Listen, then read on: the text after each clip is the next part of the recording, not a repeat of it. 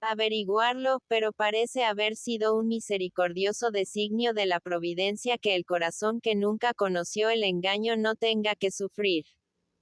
Mary habló de ti con gran elogio y cálido afecto. Sin embargo, aún en esto hubo un resabio, un rasgo de concesión al mal, pues en medio de sus encomios, se atrevió a exclamar: ¿por qué no había de aceptarle? Ella tiene toda la culpa. La muy boba. Nunca se lo perdonaré. Si le hubiera aceptado como debía, ahora estarían a punto de casarse, y Henry sería demasiado feliz y estaría demasiado atareado para desear otras cosas. No se hubiera tomado la molestia de ponerse nuevamente en tratos con la joven señora Rushworth. Todo hubiera terminado en un flirteo normal, estancado, en encuentros anuales en Southerton y en Everingham. ¿Hubieras tú podido creer esto de ella? Pero el encanto está roto. He abierto los ojos. Es cruel, dijo Fanny. Muy cruel. En tales momentos permitirse bromear, hablar con ligereza. Y contigo. Es una perfecta crueldad. Crueldad, dices. En esto discrepamos. No, su naturaleza no es cruel. No considero que se propusiera herir mis sentimientos. El mal yace más adentro. En su total ignorancia, en no tener siquiera sospecha de tales sentimientos, en una perversión de la mentalidad que hace que para ella sea natural tratar el caso como lo hizo. Habló, ni más ni menos, como de costumbre ha oído siempre hablar a los otros como se imagina que hablaría cualquiera. Sus defectos no son de fondo. Ella no querría por gusto afligir a nadie innecesariamente. Y aunque acaso me engañe, no puedo menos que pensar que, por mí, por mis sentimientos, ella hubiera. Sus defectos hay que achacarlos a falta de principios, Fanny. A un embotamiento de la sensibilidad y a una mente corrompida, inficionada. Tal vez sea mejor para mí, ya que poco puedo lamentar el haberla perdido. No es así, empero. Con gusto me sometería al dolor más completo que pudiera representar su pérdida, antes de tener que pensar de ella como pienso. Así se lo dije. Se lo dijiste. Sí, esto fue lo que le dije al marcharme. ¿Cuánto tiempo estuvisteis hablando? 25 minutos. Sí, ella dijo a continuación que todo lo que ahora se podía hacer era arreglar un casamiento entre los dos. Hablaba de ello, Fanny, con una voz más firme de la que a mí me puede salir. Edmund se vio obligado a interrumpirse más de una vez en el curso de su relato. Debemos convencer a Henry para que se case con ella, me dijo. Cosa que, teniendo en cuenta su honor, más su propia certeza de que para siempre se ha quedado sin Fanny, no desespero de que se consiga. De Fanny tiene que prescindir. No creo que, ni siquiera él, pueda aspirar ahora a que le sonría el éxito con una muchacha del temple de Fanny Price. Y, por lo tanto, creo que no habremos de tropezar con ninguna dificultad insuperable. Mi influencia, que no es poca, se empleará toda en tal sentido. Y una vez casados y convenientemente apoyada por su misma familia, que es gente respetable, podrá recobrar su puesto en la sociedad, hasta cierto punto. En determina dos círculos, ya lo sabemos, nunca será admitida. Pero dando buenos convites y grandes fiestas, no serán pocos los que se sientan satisfechos de tratarse con ella. Y hoy en día hay sin duda más liberalidad y candor para estas cosas que en otros tiempos. Lo que yo aconsejo es que su padre se mantenga quieto. No deje usted que vaya a perjudicar su propia causa con injerencias. Convénzale de que lo mejor que puede hacer es dejar que las cosas sigan su curso. Si mediante sus esfuerzos oficiosos induce a María a que deje a mi hermano, habrá muchas menos probabilidades de que Henry se case con ella que si permanece a su lado. Yo sé cómo sé. Le puede influir. Que tenga Sir Thomas confianza en su honor y compasión, y todo acabará bien. Pero si se lleva a su hija, nos destruirá el mejor asidero. Después de repetir estas palabras de Mary, quedó Edmund tan abatido que Fanny, contemplándole con silenciosa pero tierna compasión, casi lamentó que se hubiera tocado aquel tema. Tardó bastante Edmund en poder continuar. Al fin dijo: Ahora, Fanny, pronto habré terminado. Te he repetido en substancia todo lo que ella me dijo. En cuanto me fue posible hablar, le repliqué que no había supuesto posible, dado mi estado de ánimo al entrar en aquella casa, que pudiera ocurrir algo capaz de hacerme sufrir todavía más, pero que ella se había encargado de abrirme una herida más honda mediante cada una de sus frases. Que, aun cuando a lo largo de nuestro trato había yo acusado a menudo cierta divergencia en nuestras opiniones, así como en alguna apreciación momentánea, nunca había llegado mi imaginación a concebir que la discrepancia pudiera ser tan enorme como ahora acababa ella de demostrar. Que su modo de tratar el horrendo crimen cometido por su hermano y mi hermana, en cuál de los dos estaba la mayor perversión, no pretendía yo decirlo. Su modo de hablar del crimen en sí, aplicándole todos los reproches menos el justo. Considerando sus malas consecuencias solo en el sentido de que habrían de ser afrontadas o arrostradas con un desafío a la decencia y con impúdico descaro. Y por último, y sobre todo, recomendándonos una complicidad, un compromiso, una aquiescencia para la continuidad del pecado, en prenda a la eventualidad de un casamiento que, pensando como ahora pienso de su hermano, más bien debería impedirse que buscarse. Todo esto me convenció, muy dolorosamente, de que nunca la había comprendido hasta entonces, y de que, en lo que atañe al espíritu, había sido en la mujer creada por mi imaginación, no en Miss Crawford, en quien yo había sido capaz de soñar durante tantos meses. Le dije que, acaso, fuera para mí mejor así. Había menos motivos que lamentar en el sacrificio de una amistad, unos sentimientos, unas ilusiones que, de todos modos, hubiera tenido que arrancar ahora de mi alma. Y que, no obstante, debía y quería confesarle que, de haber podido devolverla al lugar que siempre había ocupado en mi imaginación, lo hubiese preferido, con el consiguiente aumento de mi dolor por la separación, porque así me habría quedado el derecho a una ternura y una estimación por ella. He aquí lo que le dije, el extracto de mi réplica. Pero, como supondrás, no fue con la calma y la mesura con que te lo he repetido. Ella quedó asombrada, enormemente asombrada. Más que asombrada. Vi cómo cambiaba su semblante. Se puso intensamente colorada. Creí ver una mezcla de sentimientos diversos. Una fuerte, aunque breve lucha, medio deseo de rendirse a la verdad, medio sentido de la vergüenza. Pero el hábito se impuso. De haber podido, se hubiera echado a reír. Fue una especie de risa su contestación. Estupendo discurso, a fe mía. Es un fragmento de su último sermón. A este paso pronto habrá convertido a todo el mundo en Mansfield y en Thorne Lacey. Y cuando vuelva a saber algo de usted, será porque se le cite como famoso predicador en alguna importante sociedad de metodistas o como misionero en tierras extrañas. Mary intentaba hablar con despreocupación, pero no estaba tan despreocupada como quería dar a entender. Yo solo le dije en respuesta que, desde el fondo de mi corazón, le deseaba felicidad y esperaba formalmente que pronto aprendiera a pensar con más rectitud, y que no tuviera que deber el conocimiento más preciado que se puede adquirir, el conocimiento de nosotros mismos y de nuestro deber, a las lecciones del sufrimiento. Inmediatamente salí de la habitación.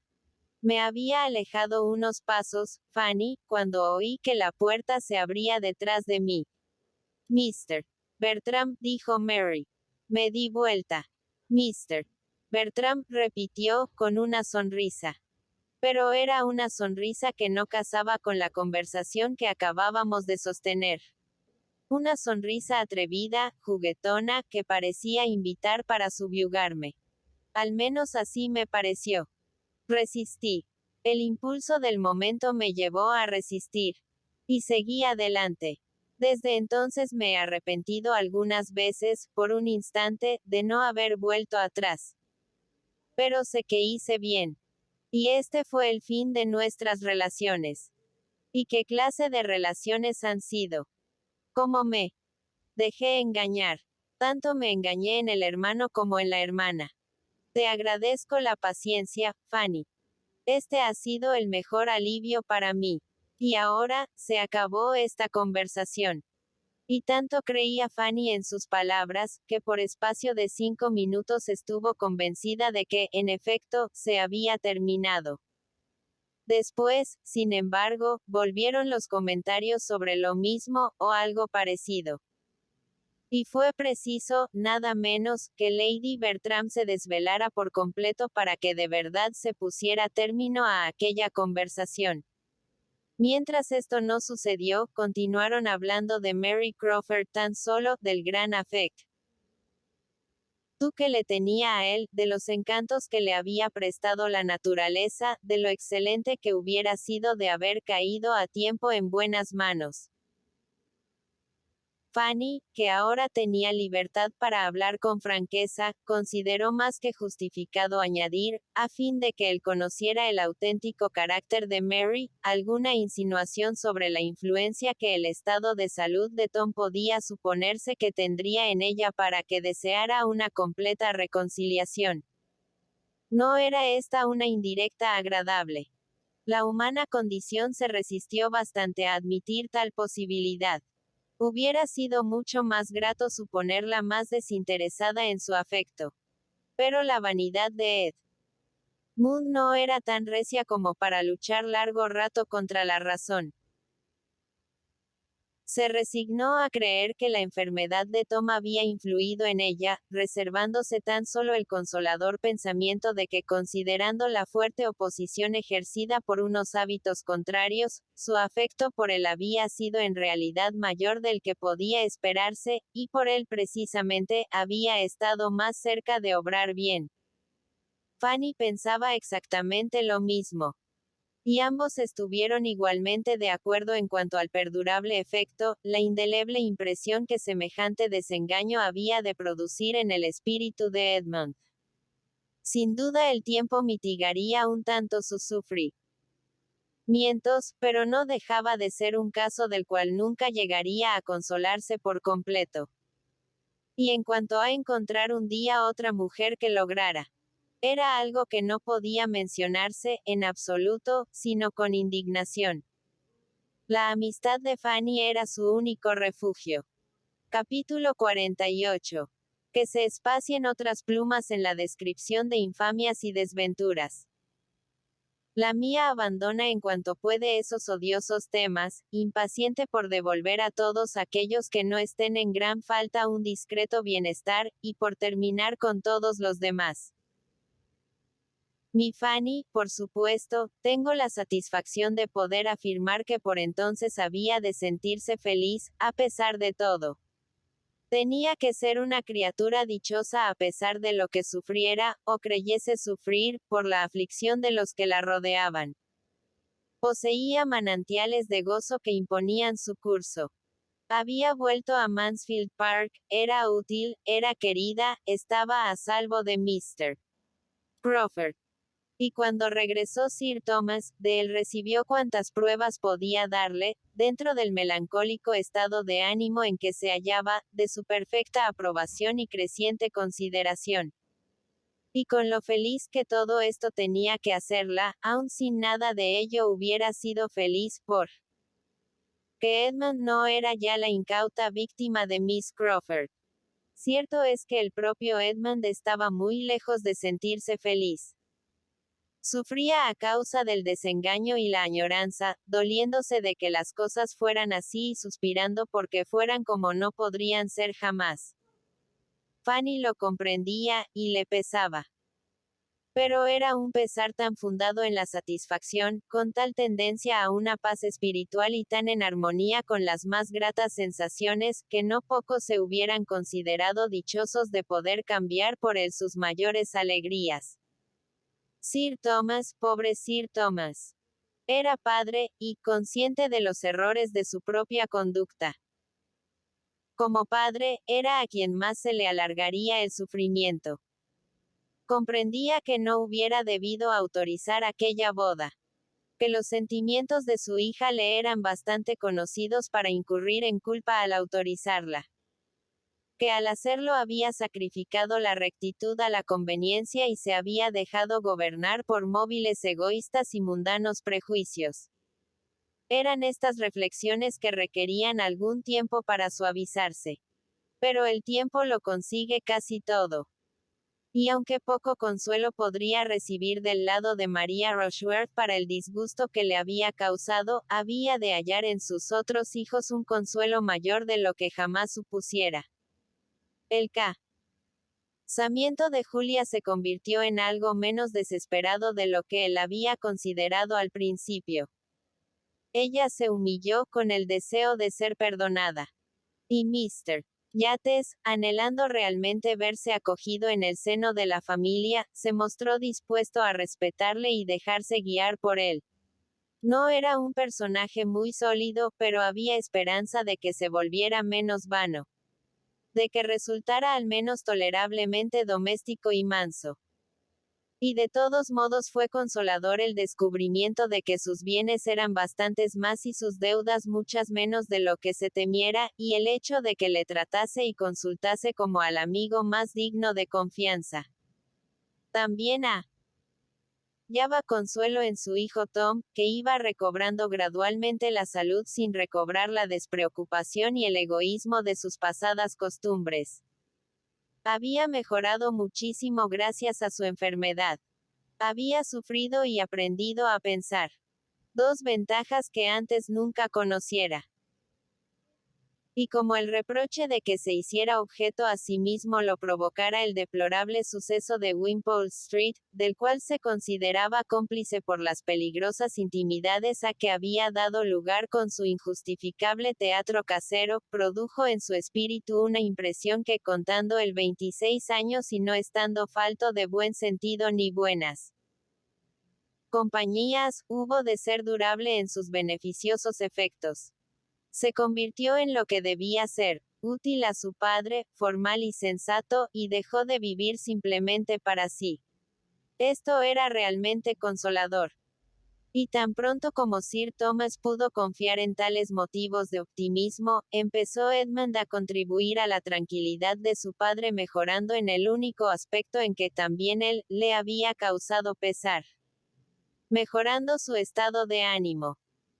Después de pasarse el verano paseando por aquellos alrededores y sentándose a la sombra de los árboles en compañía de Fanny, hasta tal punto había conseguido con sus razonamientos infundir resignación a su espíritu, que volvió a ser un Edmund más que pasablemente jovial.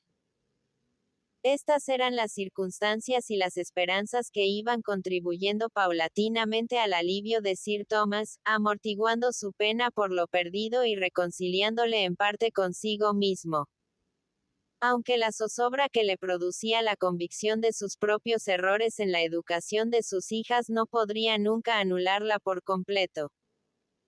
Demasiado tarde se daba cuenta de cuán desfavorable tiene que ser para la formación de la juventud el trato sumamente contradictorio que María y Julia habían siempre conocido en casa, donde los excesivos halagos e indulgencias de su tía habían contrastado de continuo con la severidad de su padre. Ahora veía lo equivocado que estuvo al esperar que los errores de tía Norris podría él contrarrestarlos haciendo todo lo contrario. Claramente veía que no había hecho más que aumentar el mal, al acostumbrar a sus hijas a reprimirse en su presencia, de modo que nunca pudo saber cómo eran en realidad, mandándolas para todo lo que fueran indulgencias a la persona que solo había podido atraérselas por la ceguera de su pasión y con sus excesivos elogios. En esto había obrado con lamentable desacierto.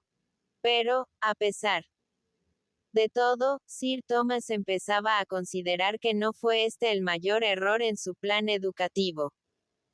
Era indudable que se había prescindido de algo esencial, pues de lo contrario el tiempo se hubiera encargado de anular las malas consecuencias de aquel aspecto. Temía que se hubieran descuidado unos principios básicos. Que nunca se les hubiera enseñado debidamente a sus hijas a dominar las inclinaciones e impulsos de sus temperamentos, mediante ese sentido del deber que por sí solo puede bastar. Se las instruyó en la teoría de la religión, pero sin acostumbrarlas a practicarla en la vida cotidiana. El distinguirse por su elegancia y educación, legítimo anhelo de su juventud, no pudo ejercer en ellas una influencia útil en aquel sentido, un efecto moral en su espíritu. Quiso que fueran buenas, pero sus cuidados se habían dirigido a la inteligencia y a los modales, no a las inclinaciones. Y en cuanto a humildad y abnegación, temía que nunca hubiesen escuchado de unos labios que esas virtudes pudieran servirles de algo. Con amargura deploraba una deficiencia que casi no comprendía cómo había sido posible. Tristemente reconocía que, a pesar de lo mucho que le había costado y preocupado darles una educación completa y cara, había educado a sus hijas sin que supieran nada de sus deberes esenciales, y sin que él conociera sus respectivos caracteres y temperamentos. El arrebatado espíritu y las fuertes pasiones de María, en especial, era algo que solo llegó a conocer a través de sus tristes efectos. No hubo manera de persuadirla para que dejara a Mr. Crawford. Esperaba casarse con él, y juntos continuaron hasta que hubo de convencerse de que era vana su esperanza, y hasta que el desengaño y el infortunio, consecuencia de esta convicción, la pusieron de un humor tan pésimo y le hicieron sentir por él algo tan parecido al aborrecimiento, que por un tiempo fueron ellos mismos su mutuo castigo, hasta producirse una voluntaria separación. María, al vivir con Henry, solo había conseguido que éste le reprochara el haber arruinado su felicidad con Fanny. Y al dejarle no se llevó más consuelo que el de haberlo separado. ¿Qué miseria podría superar a la de semejante espíritu en una situación semejante? Mr. Rushworth no tuvo inconveniente en facilitar un divorcio. Y así terminó un matrimonio cuyas circunstancias, ya al contraerse, hacían prever que un final más venturoso solo podría ser efecto de la buena suerte, no de la lógica. María le había despreciado y amaba a otro. Y él se daba perfecta cuenta de que era así. Las indignidades de la estupidez y los desengaños de una pasión egoísta no pueden inspirar mucha piedad. El castigo sucedió a su conducta, como un castigo más grave sucedió al más grave delito de su esposa. Rushworth quedó desligado del compromiso, para sentirse mortificado e infeliz hasta que otra linda damisela pudiera atraerlo de nuevo al matrimonio, predisponiéndole a un segundo ensayo más afortunado. Era de esperar que el primero. Si habían de engañarle, que le engañaran al menos con buen humor y buena suerte. Pero María tuvo que recluirse con sentimientos mucho más graves en un retiro obligado por el reproche de la sociedad, que no podría dar lugar a una segunda primavera para sus ilusiones ni su condición. Dónde habría que colocarla fue tema de las más tristes y graves consultas. Tía Norris, cuyo afecto parecía aumentar con los desméritos de su sobrina, hubiese querido verla acogida en el hogar, apoyada por todos. Sir Thomas no quería oír hablar de ello. Y el enojo de tía Norris contra Fanny fue tanto mayor, por considerar que el motivo estaba en que ella residía allí. Se empeñaba en atribuir los escrúpulos de su cuñado a la presencia de Fanny, aunque Sir Thomas le aseguró con toda Solemnidad que, de no haber existido allí jovencita alguna, ni otra gente joven de uno u otro sexo bajo su tutela, que pudiera correr un peligro con la compañía o verse perjudicada por la índole de María, en ningún caso hubiera él inferido a la vecindad un insulto tan mayúsculo como el de suponer que le miraría en la cara a su hija. Como tal como hija, esperaba que hija penitente habría de protegerla, de procurarle todo bienestar y alentarla con todos los estímulos a obrar bien, dentro de lo que permitían sus posiciones relativas. Pero no podía ir más lejos que eso. María había destruido su propia reputación, y él no quería, con un vano intento de restablecer lo que jamás podría restablecerse, prestarse a sancionar el vicio o, buscando aminorar sus calamidades, ser en todo caso cómplice de que se arrastrase a la familia de otro hombre al infortunio que él mismo había conocido. La cosa acabó en la resolución de tía Norris de abandonar Mansfield para consagrarse a su desventurada María, y en disponer para las dos una residencia en otro paraje, remoto y escondido, donde, encerradas juntas y casi sin más compañía, sin afecto por un lado y sin juicio por el otro, puede razonablemente suponerse que sus respectivos caracteres acabaron por ser su mutuo castigo. El traslado de tía Norris a otra parte fue el gran consuelo complementario en la vida de Sir Thomas. La opinión que de ella tenía había ido perdiendo altura desde su regreso de Antigua.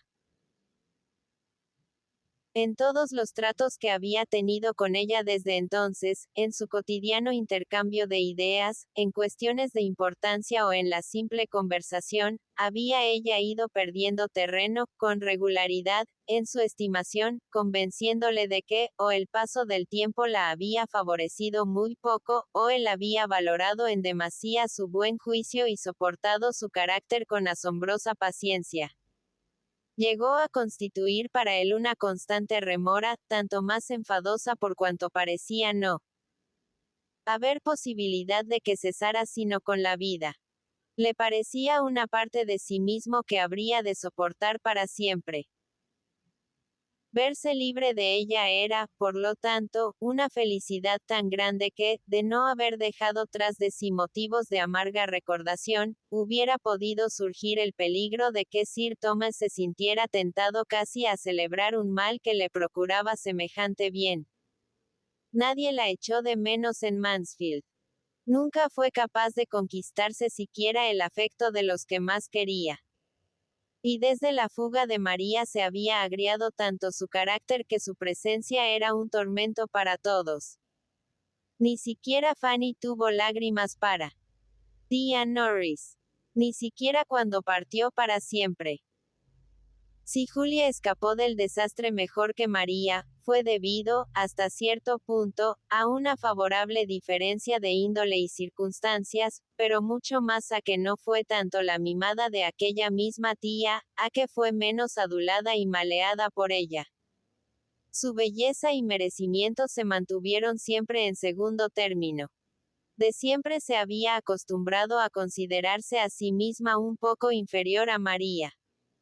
Su carácter era por naturaleza más suave que el de su hermana. Sus sentimientos, aunque vivos, eran más gobernables. Y la educación recibida no le había conferido a ella un grado tan pernicioso de engreimiento.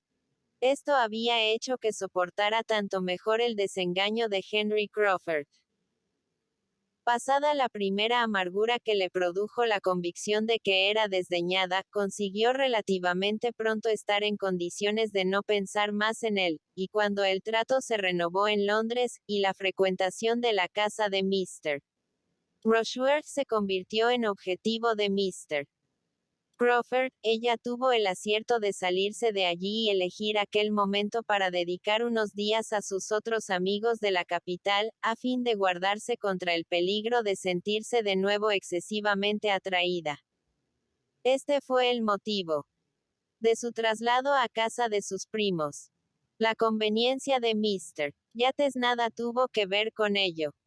Julia había aceptado sus atenciones durante algún tiempo, pero estaba muy lejos de pensar en aceptarle algún día.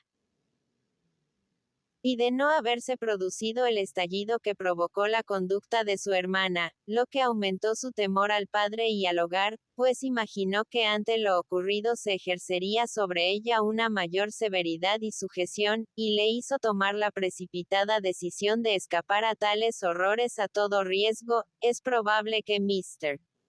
Yates nunca hubiera conseguido su propósito. No se había fugado llevada de sentimientos peores que los de una alarma egoísta. Le pareció que era lo único que podía hacer. El delito de María había dado lugar al desatino de Julia. Henry Crawford, estropeado por una emancipación prematura y malos ejemplos domésticos, abusó demasiado tiempo de los frívolos caprichos de una vanidad atroz. Una vez, su misma vanidad le había puesto, por una coyuntura imprevista e inmerecida, en el camino de la felicidad. De haberse conformado con la conquista del cariño de aquella tierna doncella, de haber puesto el suficiente entusiasmo para vencer la resistencia, para ganarse con su proceder la estimación y la ternura de Fanny Price, hubiera tenido de su parte todas las probabilidades de éxito y felicidad. Su afecto había ya conseguido algo. La influencia de ella sobre él le había ya dado a él alguna influencia sobre ella. De haber merecido más, no cabe la menor duda que más hubiera obtenido, en especial una vez celebrado aquel matrimonio que había de representar para él una gran ayuda, al comprender Fanny que debía sojuzgar su primera inclinación, y al darle ocasión de verla muy a menudo. De haber perseverado, y noblemente, Fanny hubiera sido su recompensa, una recompensa que se le hubiera ofrecido muy voluntariosamente, dentro de un prudente plan. A partir del casamiento de Edmund con Mary. De haber obrado como se proponía, y como sabía que era su deber, marchando para Everingham a su regreso de Portsmouth, hubiera decidido la felicidad de su destino. Pero se le hizo presión para que se quedase, para que asistiera a la fiesta de la señora Fraser. Se quedó por el halago a su vanidad, y porque allí se encontraría con la joven señora Rushworth. Curiosidad y vanidad se dieron cita, y la tentación del placer inmediato fue demasiado fuerte para un espíritu no acostumbrado a sacrificar nada al deber. Decidió aplazar su viaje a Norfolk, resolvió que una carta serviría para el caso, o que el caso carecía en sí de importancia, y se quedó. Vio a la hermosa señora Rushworth, fue recibido por ella con una frialdad que hubiera debido parecerle repulsiva y establecer para siempre una aparente indiferencia entre los dos. Pero se sintió mortificado, no pudo soportar eso de verse rechazado por la mujer cuyas sonrisas habían estado tan por completo rendidas a sus órdenes. Debía esforzarse en dominar tan orgullosa exhibición de resentimiento. No era más que enojo a causa de Fanny. Tenía que sacar ventaja de ello y hacer de la señora Rushworth otra vez aquella María Bertram, en cuanto al modo de tratarle. Con este espíritu inició el ata. Y con optimista perseverancia pronto hubo restablecido la especie de trato familiar, de galantería, de flirteo, que era a lo que se limitaba su propósito. Pero al triunfar sobre la discreción que, aun fundada en la cólera, hubiese podido salvarles a los dos, quedó sometido a la fuerza de unos sentimientos más impetuosos en ella de lo que había supuesto. María le amaba. Sin rebozo ponía de manifiesto que las atenciones que él le dedicaba tendiendo a retractarse, no la satisfacían. Él quedó aprisionado en las redes de su propia vanidad, sirviendo de excusa el amor tan poco como imaginarse pueda, y sin la menor inconstancia de pensamiento respecto a Fanny. Ocultar a esta y a los Bertram lo que ocurría fue su principal objeto. El secreto no podía ser más importante para la fama de María de lo que él lo consideraba para la suya propia. A su regreso de Richmond, le hubiera gustado no ver ya más a la señora Rushworth. Todo lo que siguió fue el resultado de la imprudencia de ella. Y si con ella huyó al fin, fue porque no pudo evitarlo, suspirando por Fanny, hasta en aquel momento, pero suspirando por ella mucho más cuando todo el escándalo de la intriga se hubo acallado, habiéndole bastado unos pocos meses para aprender, por la fuerza del contraste, a valorar todavía más alto su dulzura de carácter, pureza de pensamiento y excelencia de principios. La condenación, la pública condenación de una falta, aunque afectase en una justa medida también a él, no es, ya lo sabemos, una de las protecciones que la sociedad procura a la virtud. Los castigos de este mundo son menos eficientes de lo que pudiera desearse. Pero aun prescindiendo de que más tarde fuera llamado a un juicio más severo, muy bien podemos suponer que, tratándose de un hombre de la sensibilidad de Henry Crawford, éste iba haciendo acopio de buenas provisiones de desazón y pesar, desazón que a veces habría de llevarle a reprocharse su propia conducta, pesar que a menudo se convertiría en desesperación, por haber correspondido en aquella forma a la hospitalidad, destruido la paz familiar, perdido su mejor, más digno y querido círculo de amistades, y haberse jugado de aquel modo el cariño de la mujer que había amado, no sin razón, tan sincera como apasionadamente. Después de lo pasado, tan propio para lastimar e indisponer a las dos familias, la continuación de los Betiam y los Grant en tan estrecha vecindad hubiera sido algo en extremo violento. Pero la ausencia de los últimos, prolongada adrede durante unos meses, se resolvió muy felizmente con la necesidad o, al menos, la posibilidad de un traslado definitivo. Mr. Grant, gracias a una recomendación sobre cuya eficacia había casi dejado de hacerse ilusiones, logró una canonjía en Westminster, lo cual, al proporcionar la ocasión de abandonar Mansfield, una excusa para residir en Londres y un aumento de ingresos para hacer frente a los gastos del cambio, fue tan bien acogido por los que se iban como por los que se quedaban.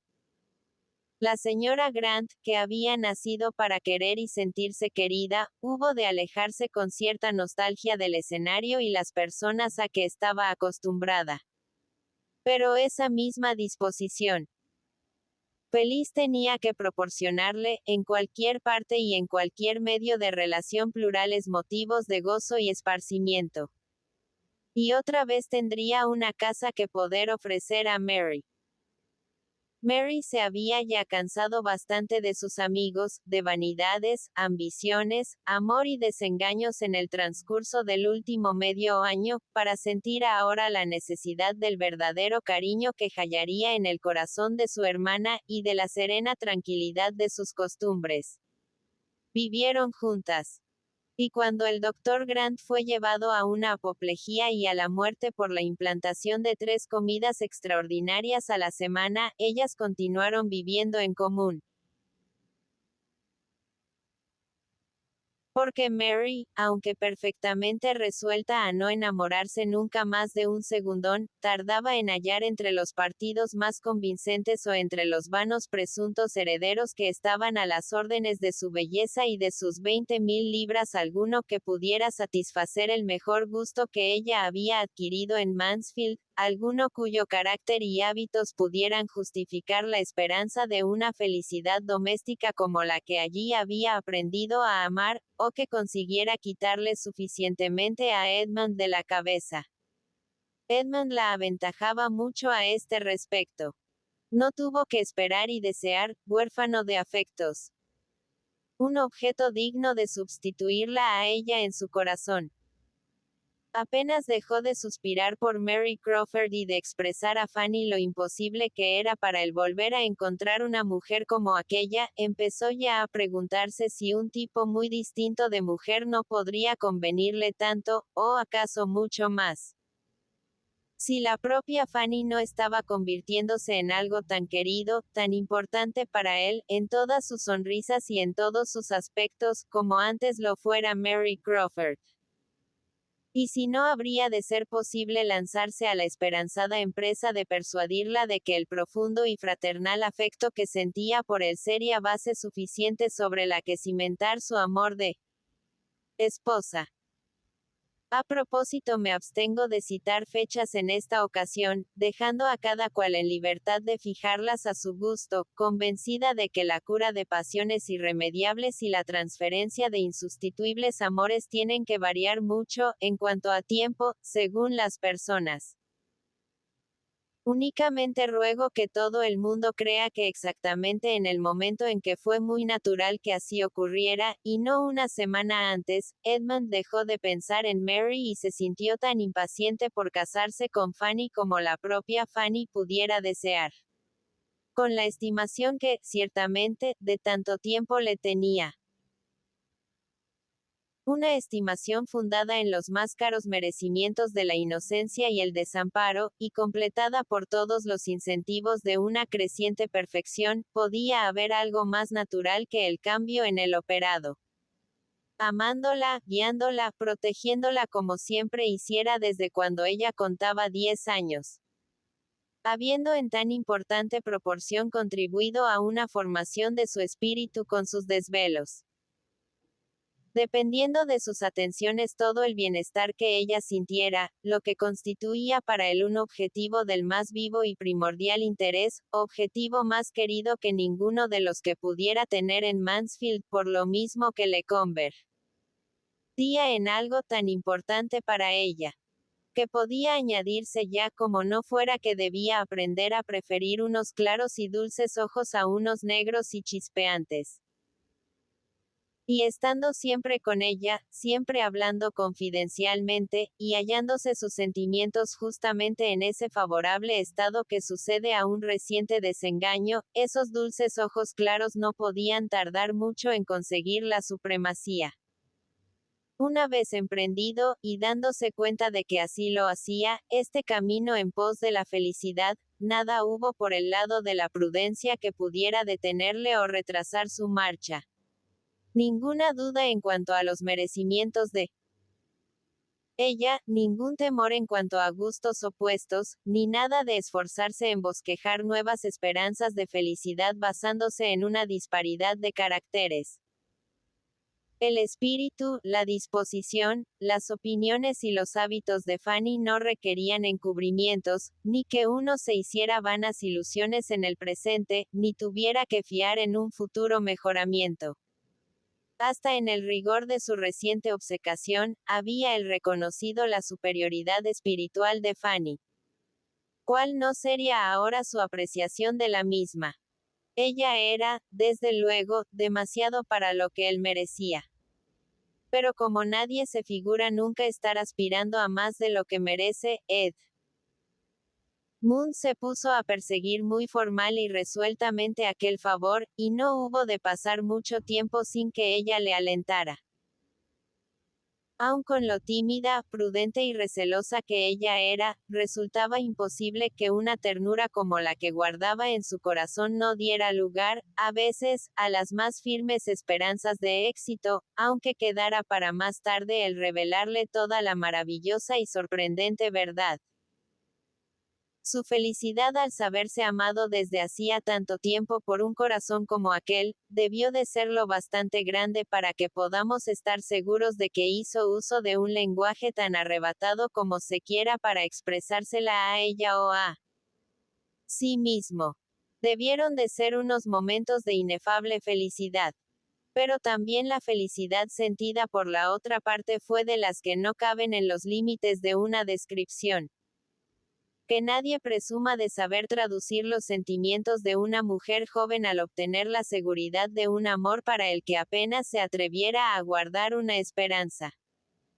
Descubiertas sus mutuas inclinaciones, no surgió ninguna dificultad a continuación, no hubo inconveniente alguno de carácter económico ni por parte de los padres.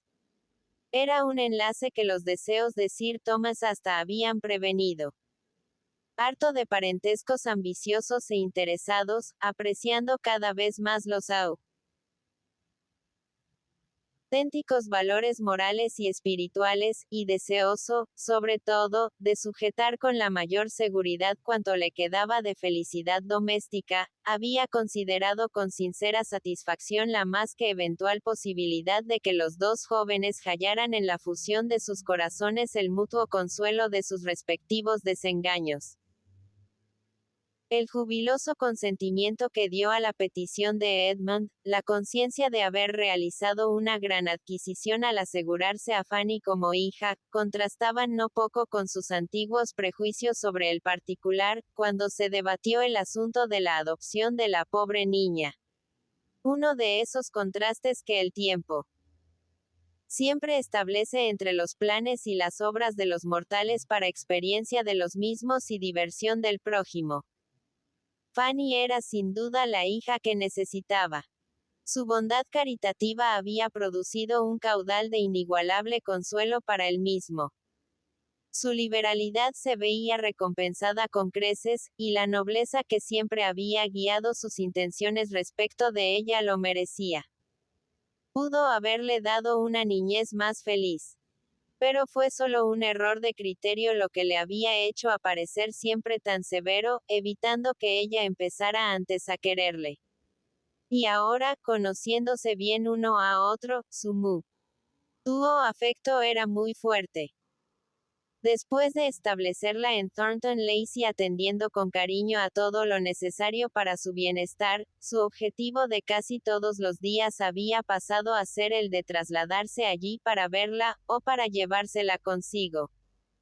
El cariño egoísta que le profesaba Lady Bertram desde hacía tanto tiempo, hacía que ésta no pudiera aceptar con gusto la separación.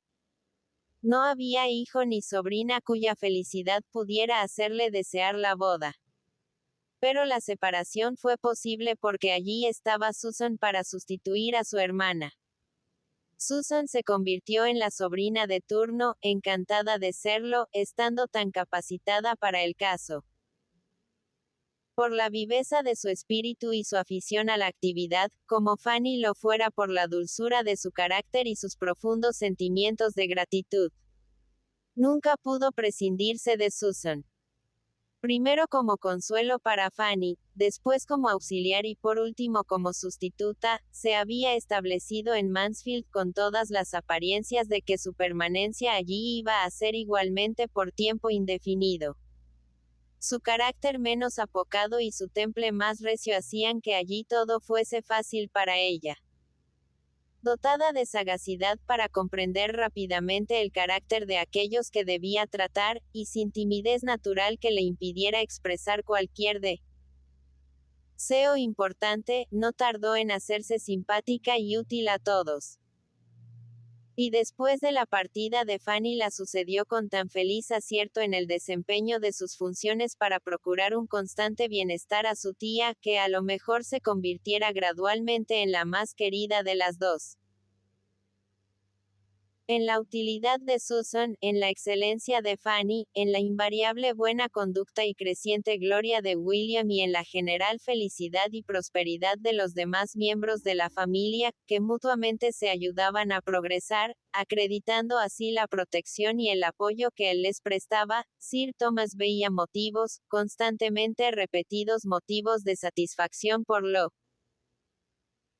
que había hecho por todos ellos, motivos que le hacían reconocer las ventajas del esfuerzo y la disciplina en los primeros años, y veía también en todo ello el sentido de haber nacido para luchar y sufrir. Con tan auténticas virtudes y tan auténtico amor, sin carecer además de amigos ni de fortuna, la felicidad de los primos casados ha de parecernos tan segura como pueda serlo la felicidad terrena. Igualmente formados en el amor a la vida familiar, y amantes de los goces de la vida en el campo, hicieron de su casa el hogar del cariño y el bienestar. Y para completar el venturoso cuadro, la adquisición del beneficio eclesiástico de Mansfield, A la muerte del Dr. Grant, se realizó justamente cuando llevaban de casados tiempo bastante para que empezaran a necesitar un aumento de ingresos y a considerar un inconveniente la distancia que les separaba de la casa paterna. Con tal motivo se trasladaron a Mansfield. Y la rectoría aquella, a la que, mientras perteneció tanto al uno como al otro de sus anteriores propietarios, nunca había podido Fanny aproximarse sin una sensación penosa de cohibición y temor, se convirtió pronto en algo tan querido a su corazón y tan perfectamente grato a sus ojos, como desde mucho antes lo fuera todo lo demás dentro del paisaje que se extendía bajo la protección de Mansfield Park.